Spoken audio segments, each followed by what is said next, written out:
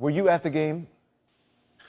I was at midcourt, and it certainly was a gruesome injury, and it affected a lot of our players. But while Kevin was down, called the players over and said, win the game, win the game. It was his message to the team, and they certainly took it to heart and got the task accomplished. Mm-hmm. I know it's pretty gruesome to ask, but I mean, people in the crowd and players were saying that they could hear the injury, they could hear it, they could hear the break.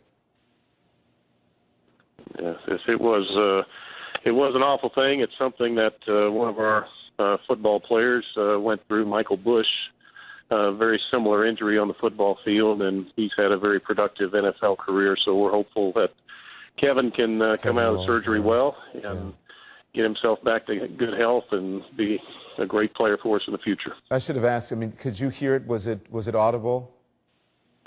I did not hear it as such, but it was awful to look at. I will say that much. You have you see all these players. You mentioned the football player, Mr. Bush. You've seen the basketball team, and I'm sure in other athletics. Where does this one rank, you think, as far as injuries go, of what you have witnessed?